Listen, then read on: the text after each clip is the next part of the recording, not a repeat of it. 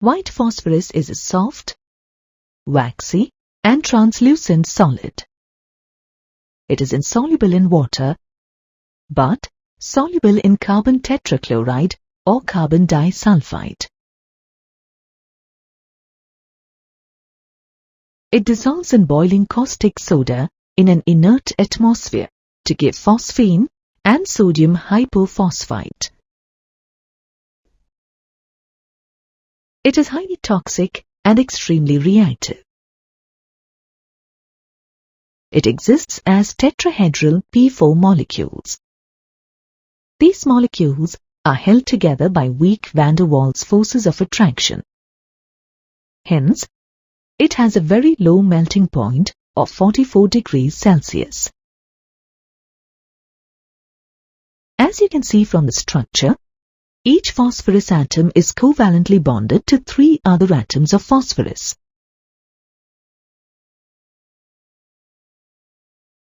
The bond angle in a P4 molecule is 60 degrees, which is much less than the expected or theoretical bond angle. You know that when pure p orbitals overlap, the theoretical bond angle expected is 90 degrees.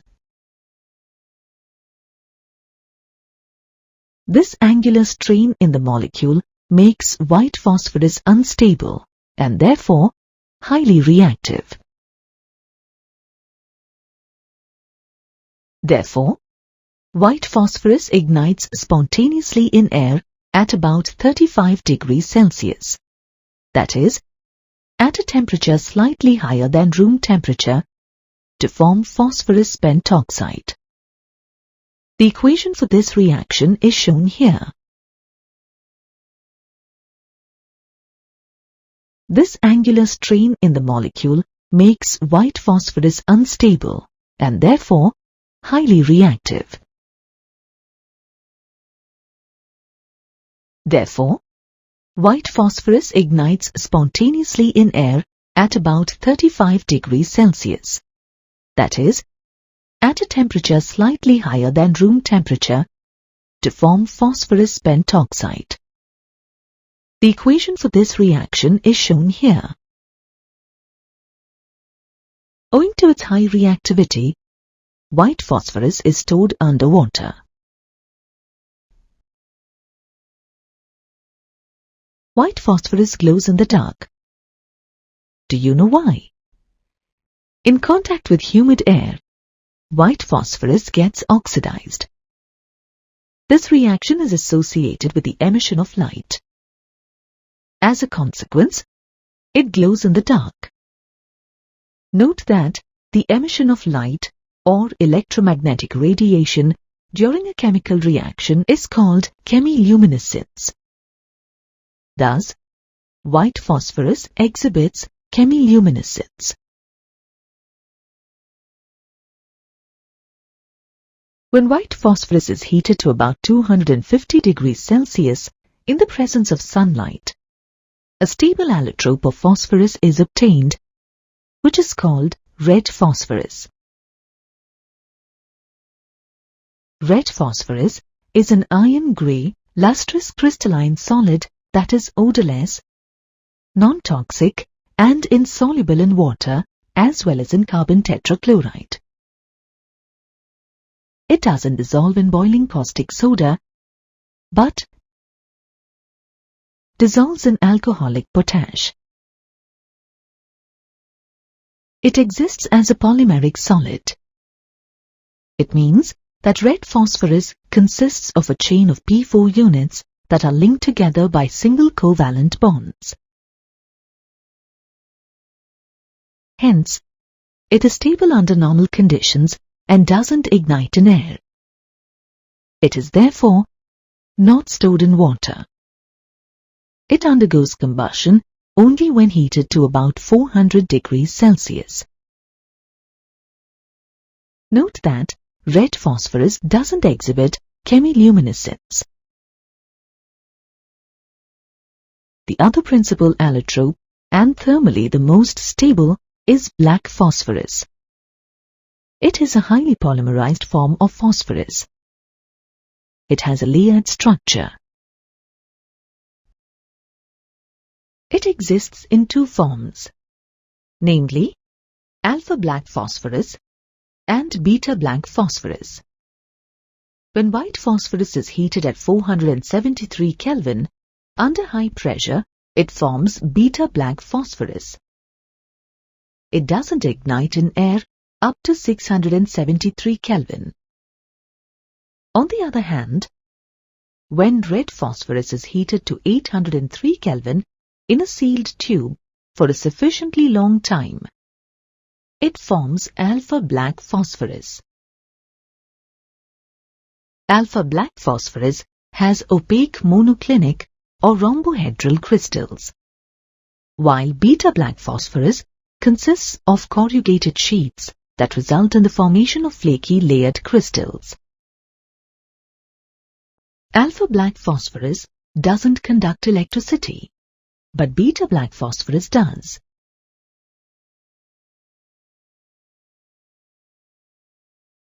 You know that phosphine is a hydride of phosphorus. It was discovered by Jean Gembre in 1783. It is formed in the soil by the bacterial reduction of phosphates. Let us begin our study with the methods to prepare phosphine. Phosphine can be obtained by the hydrolysis of metallic phosphides with water or dilute mineral acids like hydrochloric acid or sulfuric acid.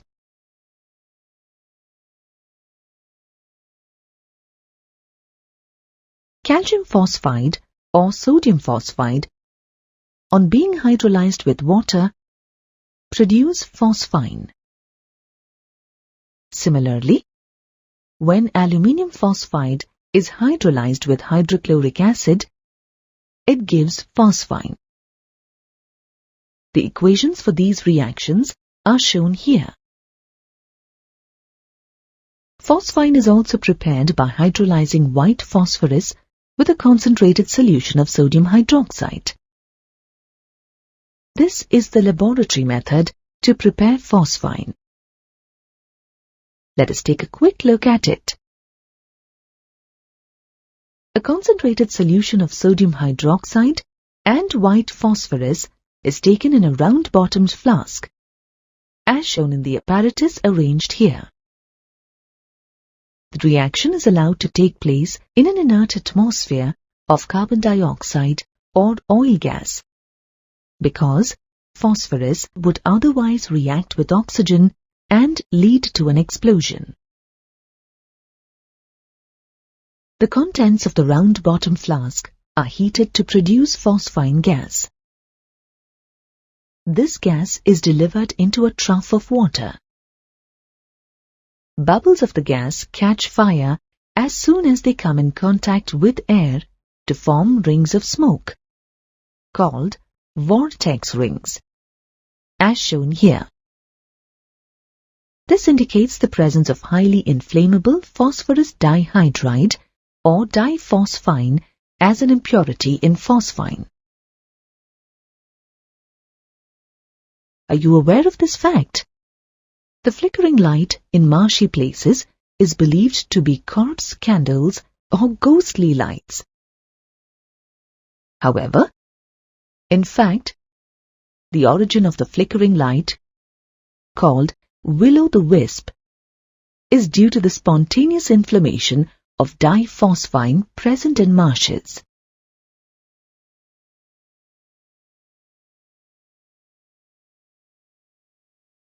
The phosphine obtained in the process is purified by absorbing it in anhydrous hydrogen iodide that forms phosphonium iodide. This, on heating with potassium hydroxide, evolves phosphine gas that does not have diphosphine. Pure phosphine can also be obtained by using alcoholic potassium hydroxide instead of an aqueous sodium hydroxide solution. This is because diphosphine is insoluble in alcohol. Diphosphine can also be removed by passing the gas through a freezing mixture in which diphosphine condenses while phosphine doesn't. Activated charcoal or phosphorus pentoxide can be used to adsorb the liquid hydride diphosphine from phosphine gas. Next, let us see how phosphine differs from ammonia as far as bond angle is concerned. You already know that ammonia has pyramidal geometry with a bond angle of 107.8 degrees. Similarly, phosphine is also expected to have pyramidal geometry with nearly the same or similar bond angle. However, the bond angle in phosphine is only 93.5 degrees. How do you account for this? Try to explain this variation by comparing the electronegativities of the central atoms in their respective hydrides.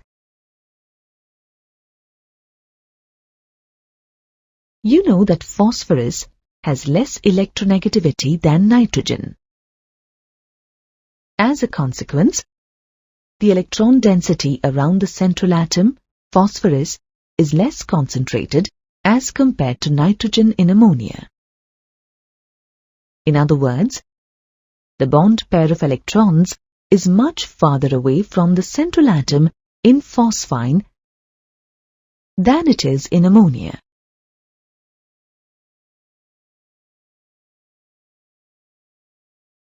As a result, the lone pair causes even greater distortion in phosphine. Thus, the bond angle in phosphine decreases to 93.5 degrees. Moreover, the bond angle of 93.5 degrees suggests that the orbitals used for bonding are close to pure p orbitals.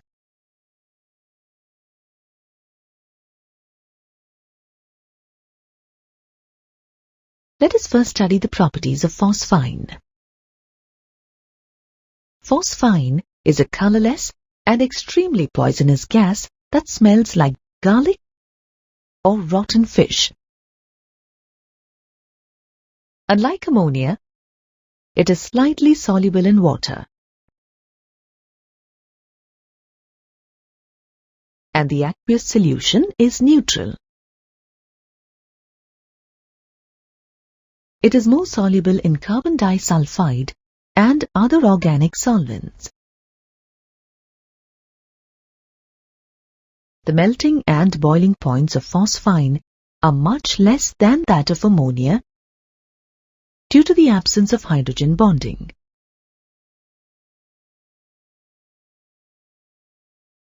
It condenses to a colorless liquid at -87 degrees Celsius and freezes at -132 degrees Celsius.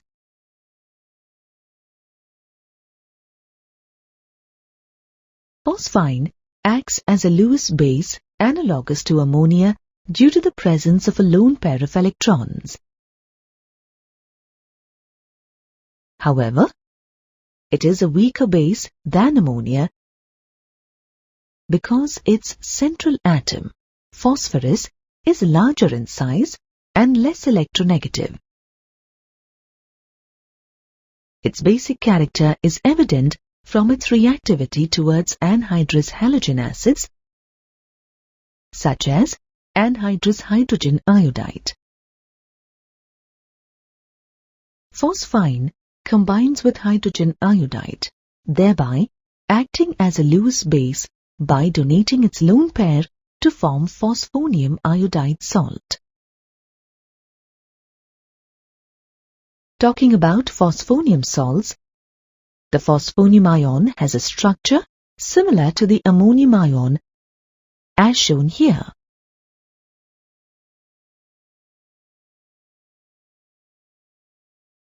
Do you know why the bond angle of phosphonium ion is higher than that of phosphine? Try to answer this question on your own before looking at the answer. The central phosphorus atom is tetravalent in phosphonium ion and trivalent in phosphine.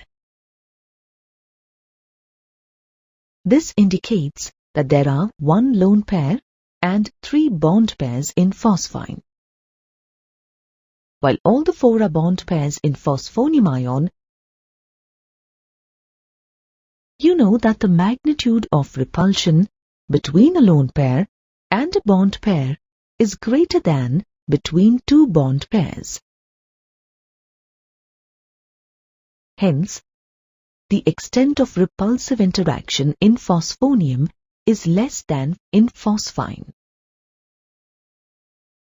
As a result, the bond angle in phosphonium ion is greater than in phosphine.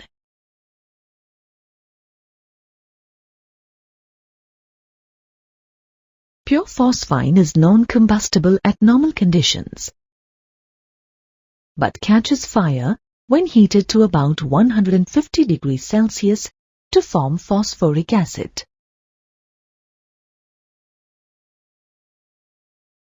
When phosphine is heated to about 440 degrees Celsius in an inert atmosphere, or when it is subjected to an electric spark, it decomposes into its constituents, namely red phosphorus and hydrogen. Also, an aqueous solution of phosphine decomposes in the presence of light into red phosphorus and hydrogen. It burns with an explosion when it comes in contact with even the smallest amounts of oxidizing agents such as nitric acid and chlorine gas. Nitric acid oxidizes phosphine to phosphorus pentoxide and itself gets reduced to nitrogen dioxide as shown in the equation here. Similarly, the equation corresponding to the oxidation of phosphine in the presence of chlorine is also shown. When passed through aqueous metallic salt solutions such as copper sulfate, silver nitrate and mercury chloride, phosphine gas precipitates the corresponding metal phosphides.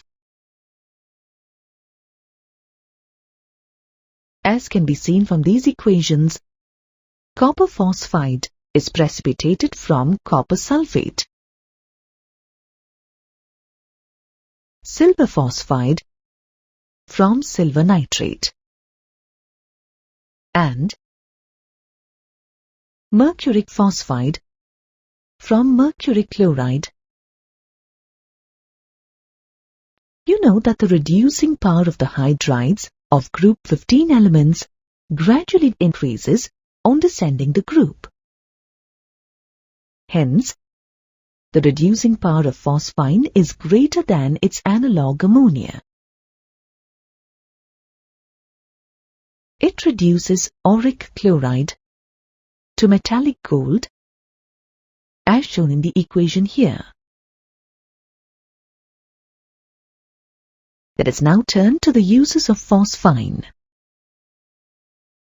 The hydrolysis of calcium phosphide finds use in the manufacture of Holmes signals.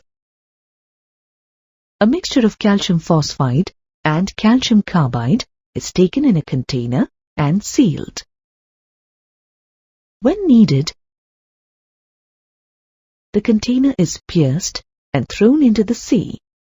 As water enters the container, it reacts with the mixture and produces brilliant flashes of light, a bright luminous flame which serves as a signal to approaching ships.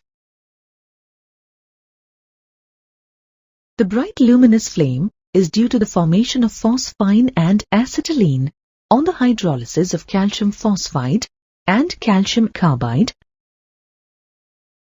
Note that the spontaneous flammability of phosphine is due to the presence of diphosphine.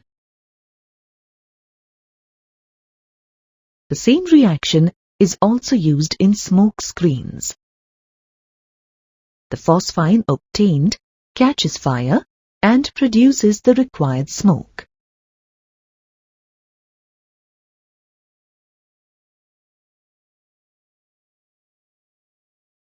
You know that phosphorus forms two types of halides, namely px3 and px5. Here, X represents a halogen, which may be fluorine, chlorine, bromine or iodine. Of these, chlorides are more common. These chlorides are covalent in nature. Let's first study the preparation and properties of phosphorus trichloride. In the laboratory, phosphorus trichloride is prepared by heating white phosphorus in a current of dry chlorine. Let's take a quick look at the method of preparation. The apparatus required is arranged as shown here. White phosphorus is placed in a retort and gently heated over a water bath. A current of pure and dry chlorine gas is passed over the white phosphorus. Phosphorus trichloride distills off, and the vapors are condensed in a water-cooled receiver.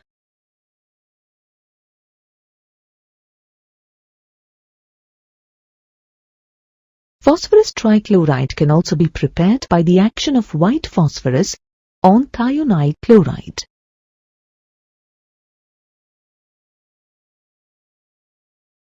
The equation for this reaction is given here.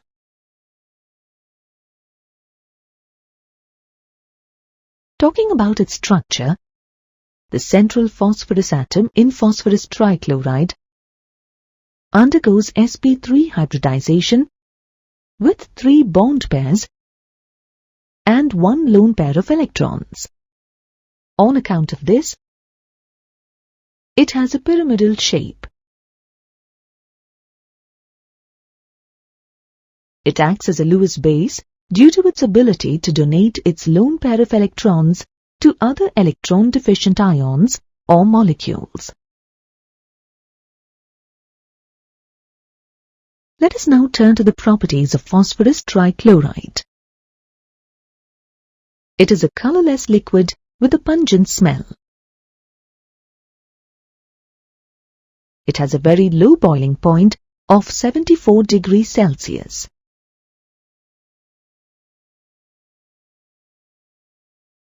It reacts violently with water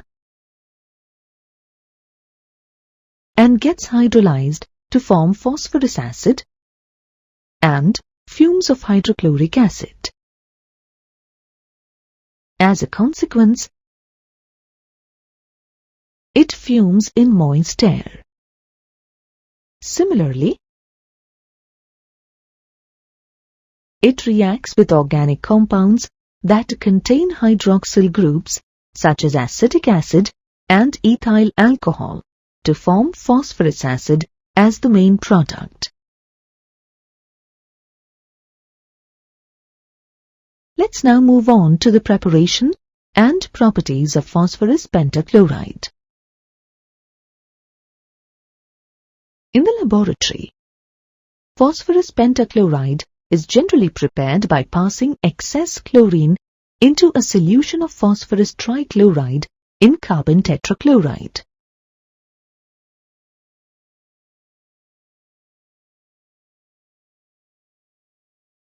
Phosphorus pentachloride can also be prepared by using these methods.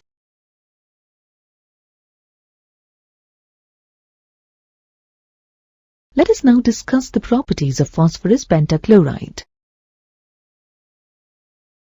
Phosphorus pentachloride is a yellowish-white crystalline powder. It sublimes on heating at 160 degrees Celsius. On strong heating, phosphorus pentachloride dissociates into phosphorus trichloride and chlorine as shown in the equation here.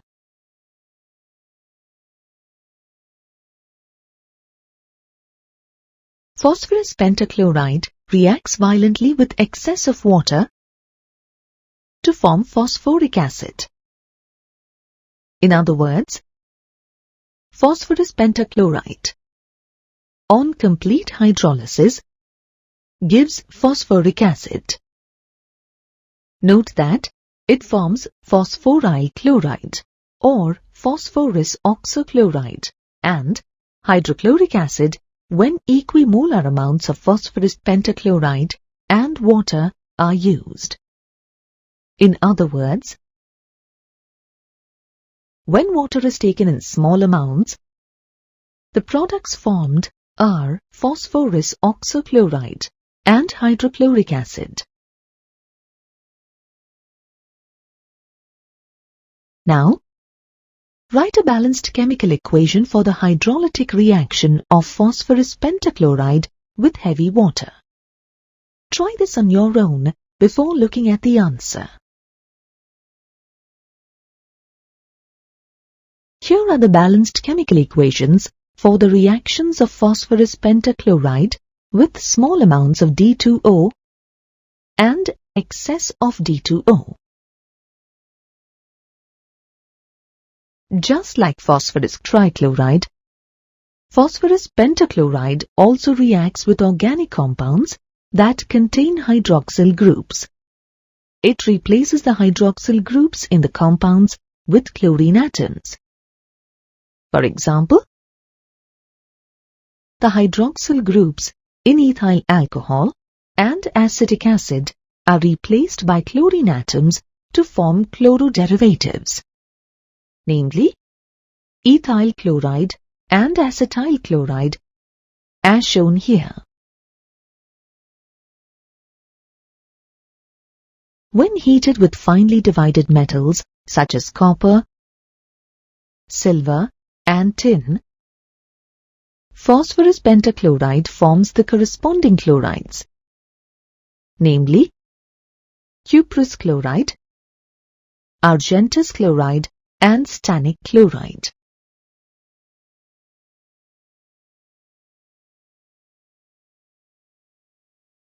Next, let us look more closely at the structure of phosphorus pentachloride. The central phosphorus atom in phosphorus pentachloride undergoes sp3d hybridization. From the VSEPR theory, you know that since all the 5 electron pairs in these hybrid orbitals are bond pairs, the geometry of the molecule is trigonal pyramidal, as shown here. Of the 5 hybrid orbitals, 3 occupy equatorial positions, while the remaining 2 occupy axial positions. As a consequence, 2 different bond angles are observed in the molecule. They are 120 degrees and 90 degrees.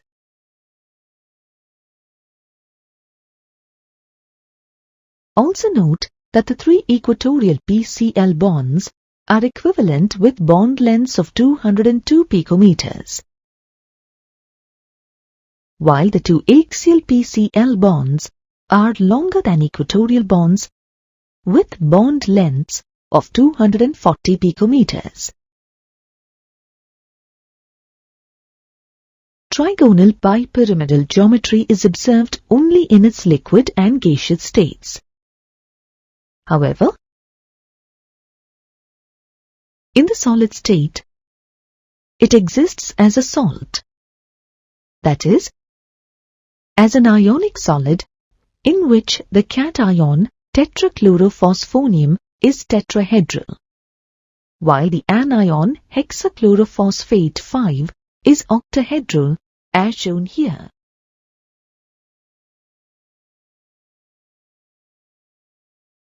Phosphorus forms a number of oxo acids, such as hypophosphorus acid, orthophosphorus acid,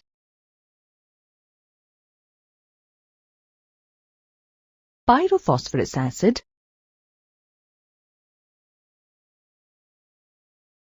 hypophosphoric acid,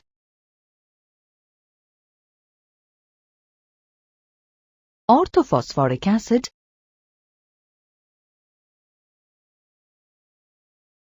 pyrophosphoric acid, and metaphosphoric acid. The table here lists the formula and oxidation state of each of these oxo acids. Phosphorus usually exhibits an oxidation state of either +3 or +5 in its oxo acids. Note that the oxidation state of phosphorus in hypophosphorus acid is +1, while it is +4 in hypophosphoric acid.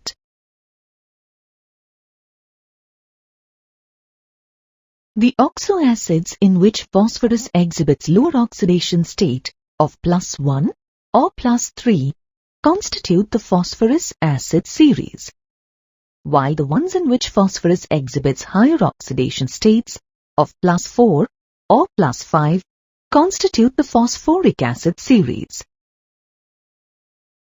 Let us first look at some methods to prepare oxo acids belonging to the phosphorus acid series.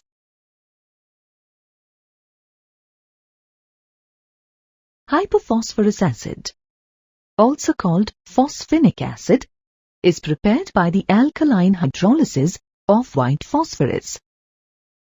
When white phosphorus is heated with an alkali solution, like barium hydroxide, it forms hypophosphite.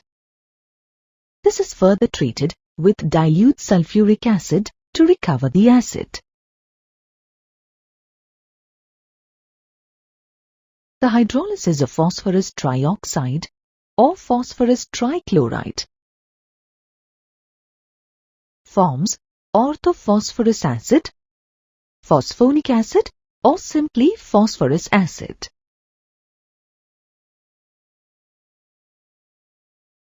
Orthophosphorus acid can be conveniently prepared by passing chlorine gas through water containing molten white phosphorus.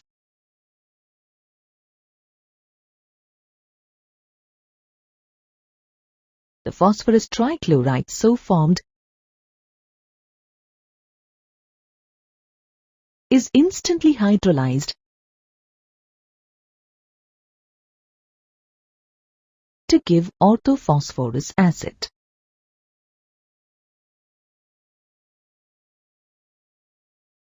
Orthophosphorus acid, when treated with phosphorus trichloride, gives pyrophosphorus acid.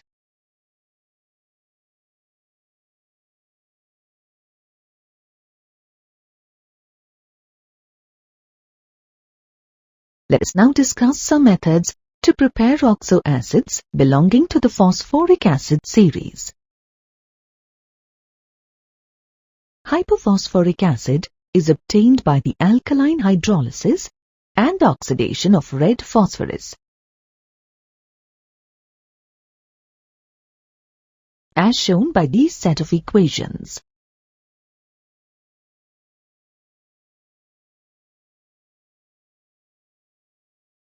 Orthophosphoric acid, also called phosphoric acid, is industrially the most important oxo acid of phosphorus.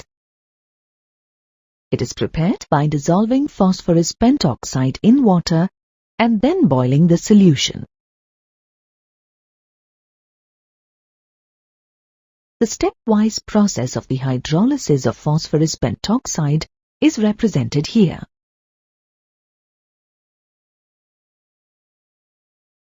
When phosphoric acid is heated gently to about 220 degrees Celsius, it loses water molecules to form pyrophosphoric acid.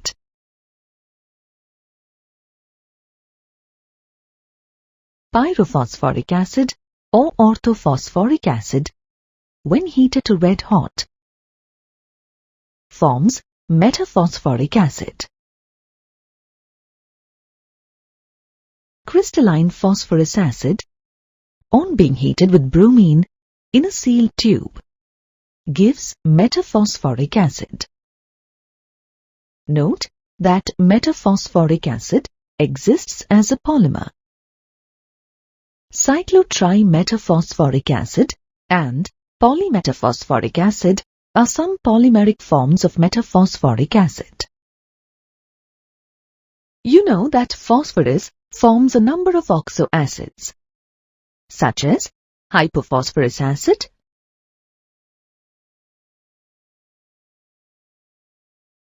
orthophosphorus acid, pyrophosphorus acid, hypophosphoric acid, orthophosphoric acid, pyrophosphoric acid, and metaphosphoric acid. Examine the structures of the oxo acids given here. Now, try to list the characteristic bonds and the number of these bonds present in each of these oxo acids before you take a look at the table that has the relevant data. The table here lists the characteristic bonds and the number of these bonds in each of these oxo acids. Let us now discuss the common and some important features of the structures of the oxo acids of phosphorus. In all of these oxo acids, the central phosphorus atom is surrounded tetrahedrally by other atoms. At least one P double bond O and one POH bond are essentially present in all of these oxo acids. Note that the double bond is formed as a result of the P-pi back bonding. However, pH bonds are present only in the oxo acids belonging to the phosphorus acid series. Note that in hypophosphoric acid, an unusual PP bond is present. Only the hydrogen atoms that are attached to oxygen in POH bonds are ionizable.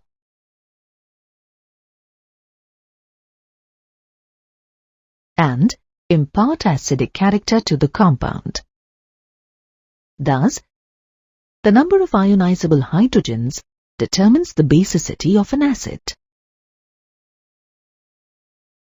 On the other hand, the pH bond is not ionizable. The pH bonds found in the oxo acids of the phosphorus acid series have reducing properties. In other words, the hydrogen atoms attached directly to the phosphorus atom are not ionizable and confer reducing properties to the compound.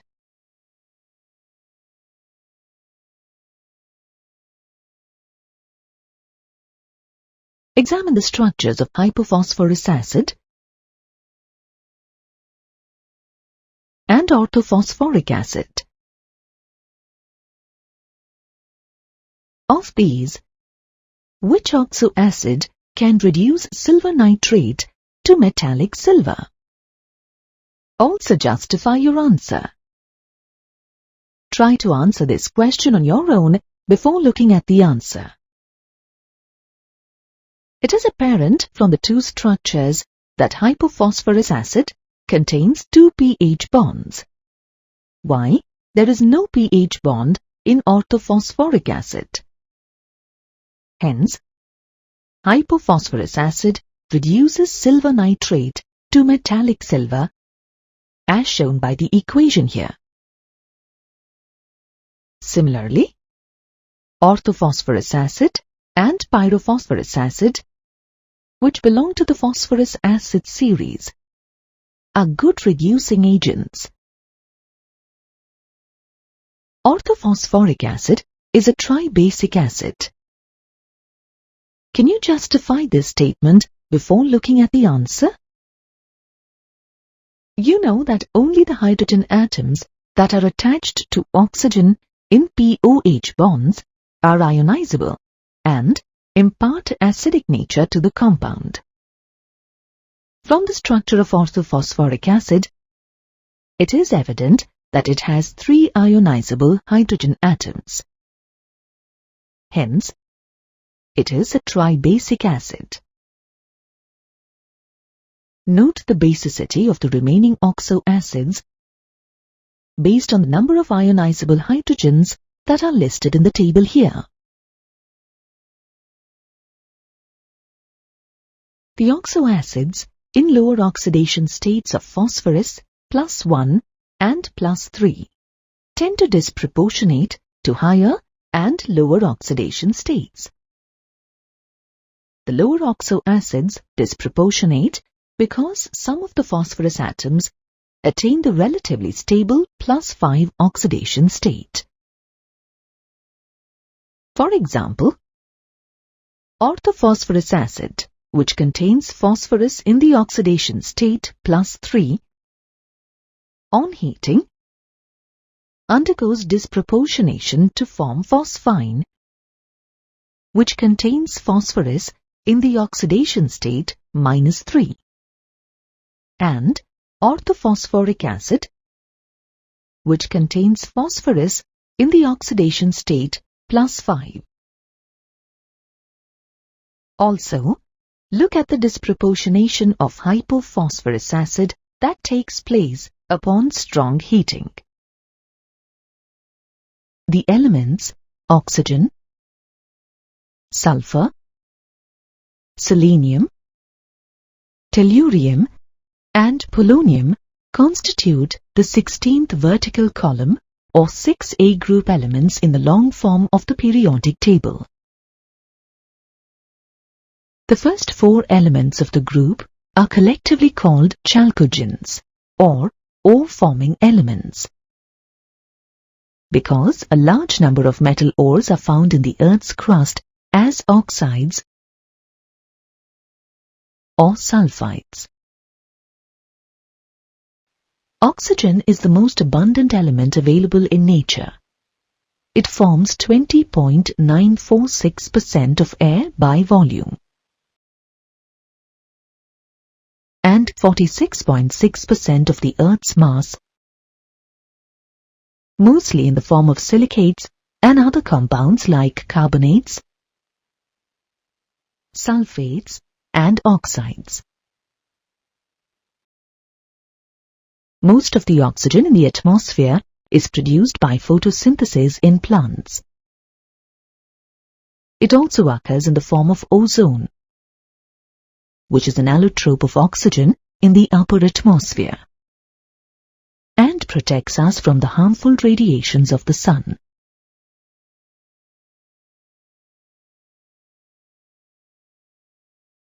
Sulfur is the 16th most abundant element and constitutes about 0.034% by weight of the Earth's crust. In its combined form, sulfur is found in ores in the form of sulfates and sulfides. Sulfates include gypsum, CaSO4, 2H2O, Epsom salt, MgSO4, 7H2O, and barate, BaSO4. Sulfides include zinc blende, ZnS, galena, PbS, and copper pyrites, CuFeS2.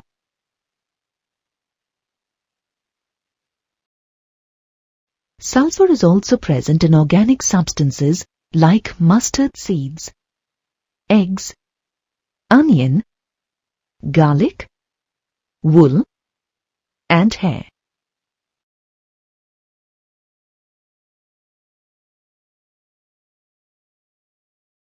Sulfur is available in its free state in the volcanic areas of Sicily, Italy, Japan, America, Russia, and Iceland. Small deposits of sulfur are found in Pakistan and India as well. Natural gas and crude oil are other sources of sulfur. Selenium and tellurium are present in sulfide ores as metal selenites and tellurites. Polonium is a radioactive element with a half-life of 13.8 days and is very rare. It occurs in nature as a decay product of uranium and thorium minerals. Look at the electronic configuration of these elements. All the elements of this group have 6 electrons in their outer shell and have the general electronic configuration of Ns2Np4. Now, let's look at the atomic and physical properties and their trends in these elements. Let's begin with the atomic and ionic radii of these elements. From the given electronic configuration, we observe that due to the addition of a new principal energy level in each element, the atomic and ionic radii increase from oxygen to polonium. As you can see from the table, oxygen has an exceptionally small size. This is due to the higher effective nuclear charge of the oxygen atom.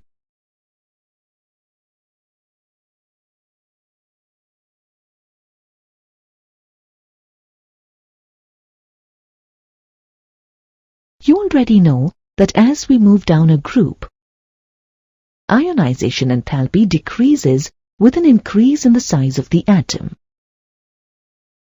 In group 16 elements too, the ionization enthalpy decreases with an increase in the size of the atom from oxygen to polonium.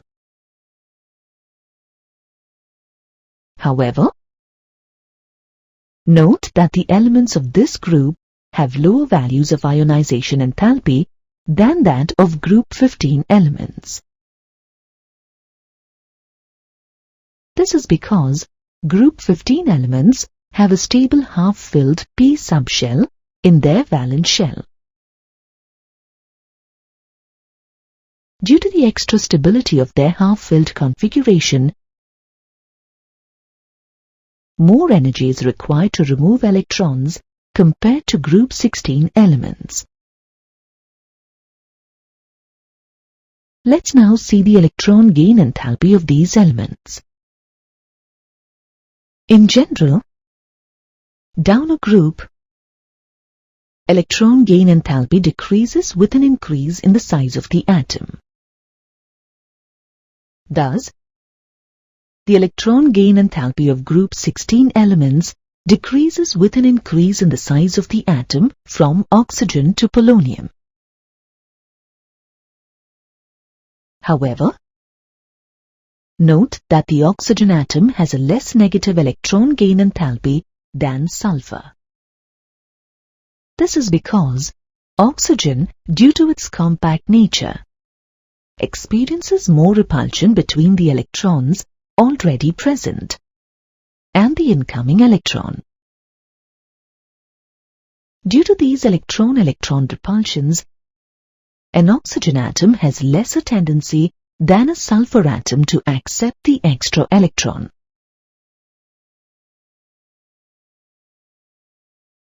Let's look at the trend in electronegativity. As we move down the group from oxygen to polonium, the electronegativity decreases gradually with an increase in the atomic size. Note that oxygen is the second most electronegative atom after fluorine. Let's now learn about the physical properties of the group 16 elements. Oxygen and sulfur are non-metals. Selenium and tellurium are metalloids, while polonium is a metal under normal conditions. As polonium is a radioactive element, its radioactive property is considered more important than its normal properties. Moreover, its availability is very less as it is a decay product of uranium and thorium. All the elements of group 16 exhibit allotropy. Oxygen has two allotropes, which are oxygen and ozone. Although sulfur has many allotropic forms, only two of them are stable, which are rhombic and monoclinic. Selenium and tellurium exist in both amorphous and crystalline forms. The melting and boiling points of the elements of group 16 increase from oxygen to tellurium as their atomic size increases. This is because, as their atomic size increases, the van der Waals force of attraction between the atoms increases. However, the large difference between the melting and boiling points of oxygen and sulfur may be explained by the fact that oxygen exists as a diatomic molecule, while sulfur exists as a polyatomic molecule.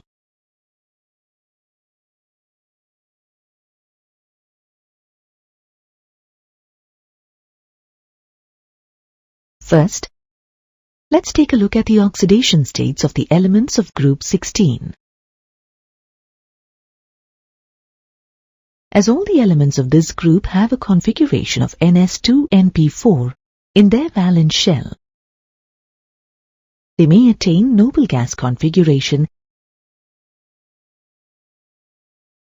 either by gaining 2 electrons, forming M2- ions, or by sharing 2 electrons, thus forming 2 covalent bonds. Hence, these elements show both negative and positive oxidation states. The table here gives details of the different oxidation states shown by these elements. The electronegativity of oxygen is very high, second only to fluorine. Therefore, it exhibits a negative oxidation state of -2 in all its metal oxides. Thus, most metal oxides are ionic and contain oxide ions. In addition to -2 oxidation state, oxygen shows -1 oxidation state in peroxides. Since the electronegativities of the elements decrease as we move down the group,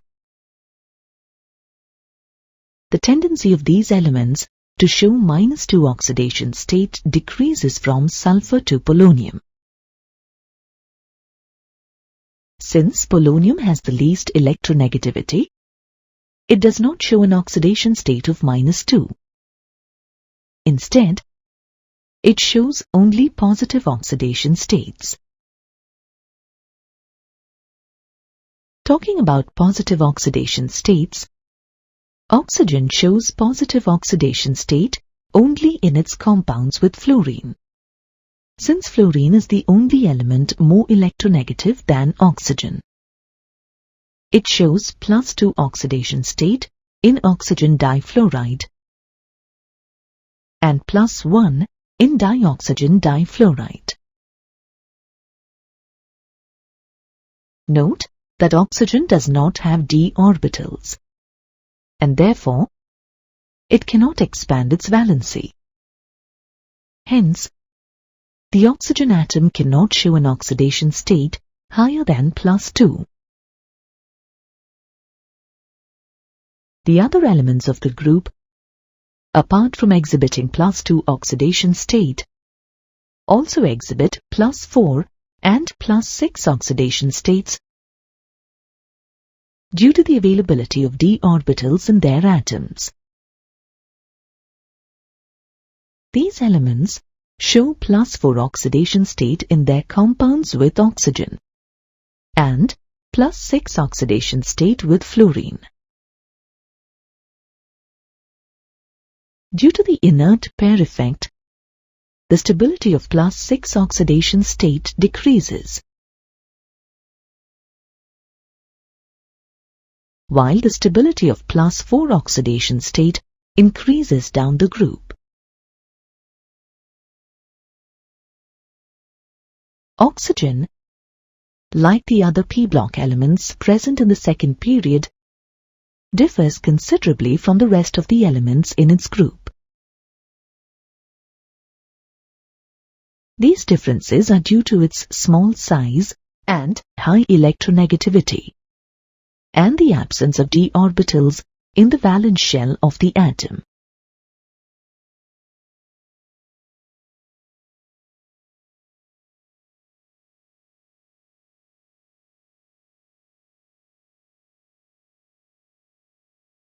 The important differences are atomicity, oxygen is diatomic and gaseous, while the other elements have complex structures and hence exist as solids. Formation of N2- ions.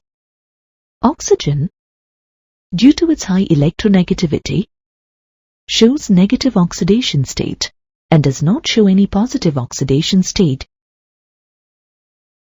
except in oxygen difluoride and dioxygen difluoride.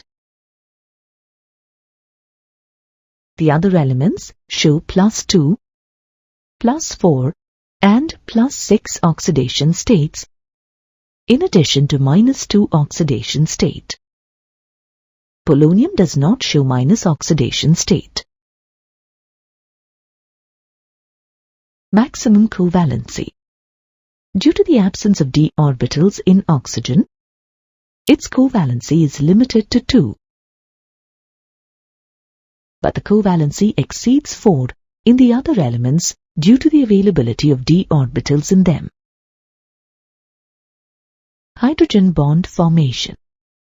Because of its small size and high electronegativity, oxygen forms strong hydrogen bonds,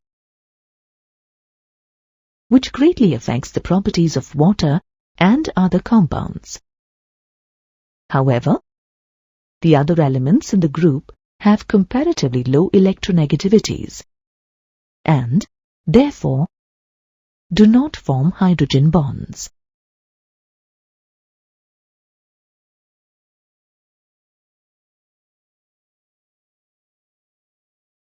Now, let's discuss the chemical properties of these elements.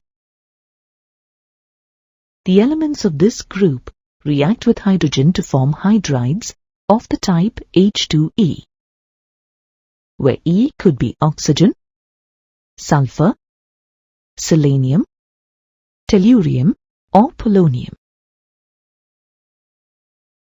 The physical states, melting points, boiling points, enthalpy of formation, enthalpy of dissociation, and dissociation constants of these hydrides are given in the table here. Let's look at the physical states of these hydrides. Water is a colorless and odorless liquid, while the hydrides of all the other elements of the group are colorless, poisonous gases with unpleasant odors. The boiling point of the hydrides markedly decreases from water to hydrogen sulfide and then increases. Water has an abnormally high boiling point because its molecules are associated with each other by means of hydrogen bonds in its solid as well as liquid states. On moving down the group, the boiling point increases from hydrogen sulfide to hydrogen telluride because of the increase in molecular weight. The thermal stability of these hydrides decreases with a decrease in the bond dissociation enthalpy of the He bond from H2O to H2Te. As can be seen from the dissociation constant values, the acidic character of the hydrides increases from H2O to H2Te. The increase in acidic character is due to the decrease in the He bond dissociation enthalpy from H2O to H2Te. Except for water, all the other hydrides act as reducing agents. The reducing property of these hydrides increases from H2S to H2Te. This is again due to the decrease in their thermal stability from H2S to H2Te.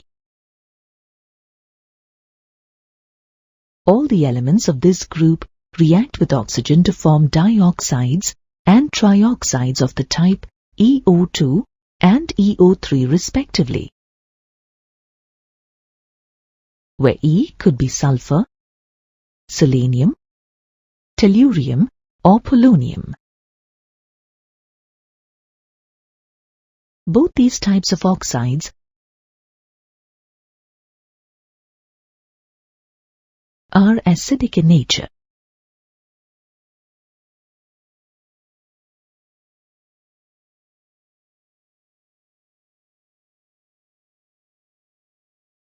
Ozone, which is treated as a dioxide of oxygen, and sulfur dioxide are gases, while selenium dioxide and tellurium dioxide are solids. The reducing property of these dioxides decreases from sulfur dioxide to tellurium dioxide. Sulfur dioxide is a reducing agent, whereas tellurium dioxide is a good oxidizing agent. Sulfur trioxide is the only important triode in this group. At room temperature, sulfur trioxide is a solid and exists in three distinct forms: alpha, beta, and gamma.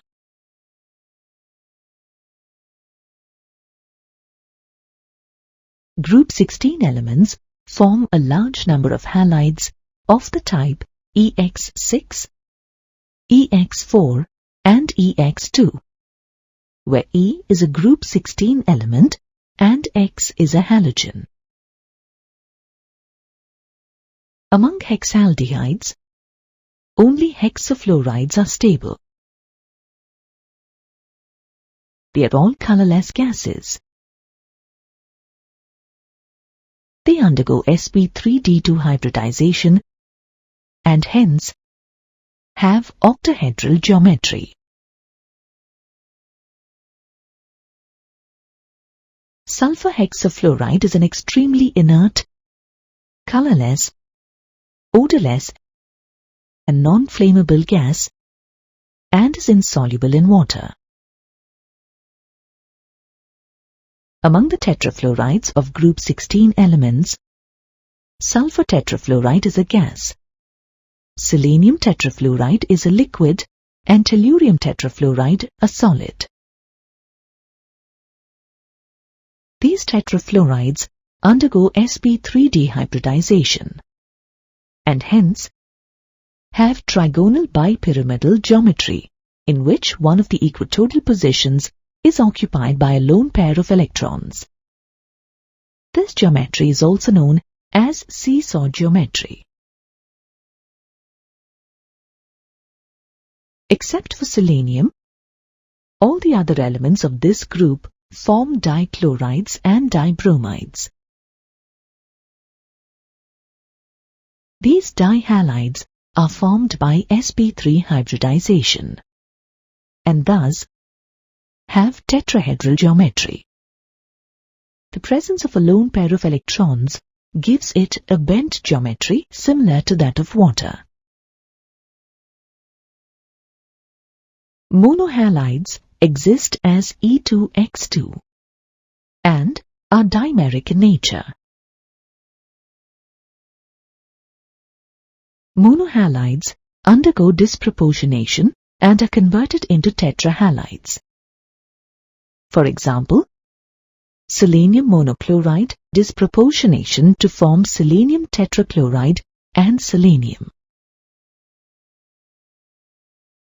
The structure of these monohalides is similar to that of hydrogen peroxide with a bond angle of 104 degrees. Dioxygen is prepared by different methods in the laboratory and commercially. Let us first study the laboratory methods.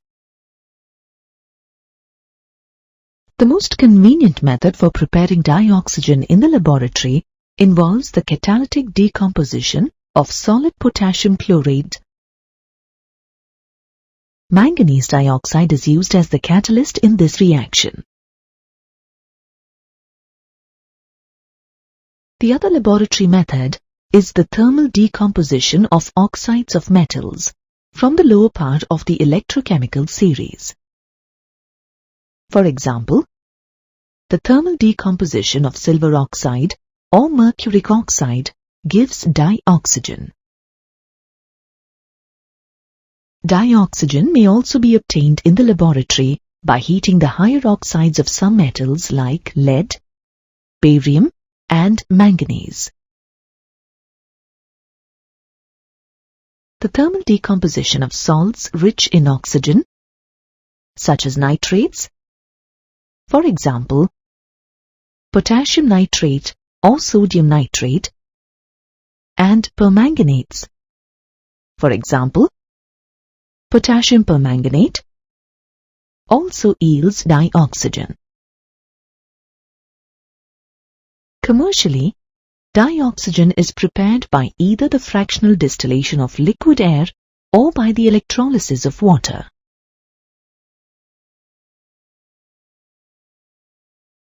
To prepare dioxygen from air free from water and carbon dioxide is first liquefied. The remaining constituents of liquid air, primarily liquid oxygen and liquid nitrogen, are separated by means of fractional distillation. The electrolysis of water containing a small amount of sulfuric acid or barium hydroxide leads to the liberation of oxygen at the anode and hydrogen at the cathode.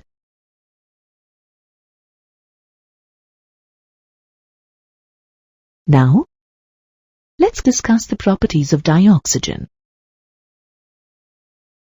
Dioxygen is a colorless, tasteless, and odorless gas. It is slightly heavier than air.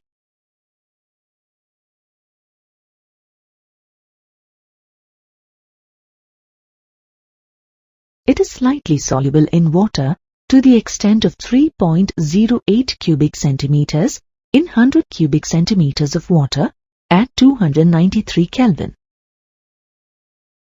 This small quantity of dissolved dioxygen is just sufficient to support marine and aquatic life. It can be liquefied under pressure to a pale blue liquid by compressing the gas at 90 Kelvin. It can also be solidified into a bluish-white solid at 55 Kelvin. it has 3 isotopes forms with mass numbers 16, 17, and 18.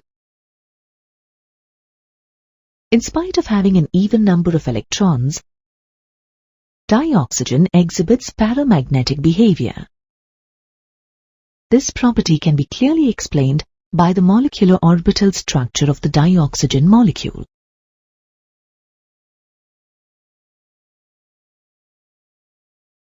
Let's now see the chemical properties of dioxygen. Dioxygen is a very reactive element and reacts directly with nearly all metals and non-metals.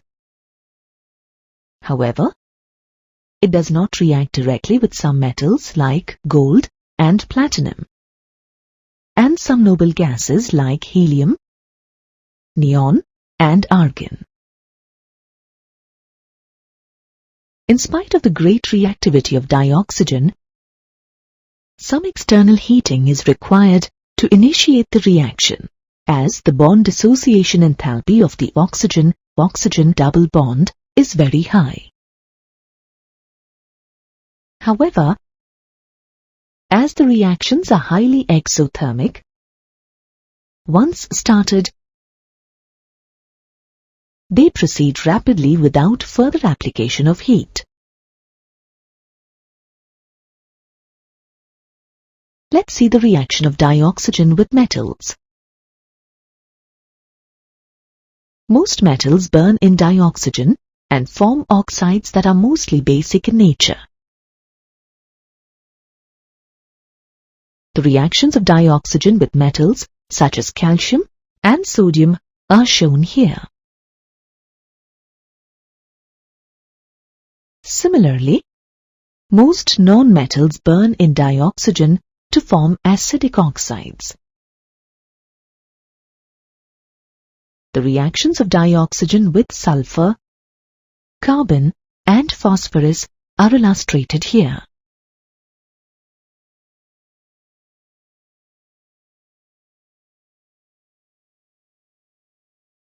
Let's look at the reactions of dioxygen with some compounds.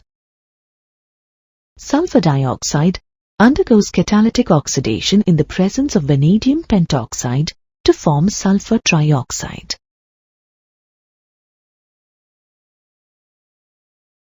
This is an important step in the manufacture of sulfuric acid by the contact process.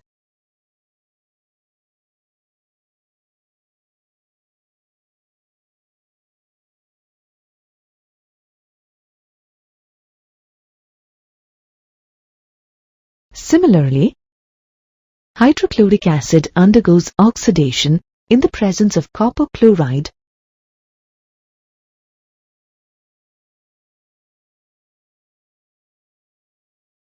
to form chlorine. This reaction forms the basis of Deacon's method for the preparation of chlorine, which is obsolete now. Dioxygen reacts with several organic compounds, such as hydrocarbons and carbohydrates on ignition, forming carbon dioxide and water.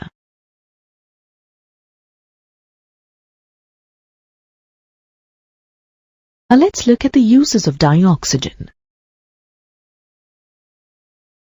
The main importance of dioxygen lies in its support to vital processes, such as combustion and respiration. Dioxygen mixed with carbon dioxide or helium is used for artificial respiration. It is used in the manufacture of many metals. It is used in oxyacetylene welding and metal cutting. It is used to oxidize ammonia in the manufacture of nitric acid. Oxygen cylinders are widely used in hospitals, high-altitude flying, and in mountaineering. Liquid oxygen is an important constituent of the fuel used in rockets.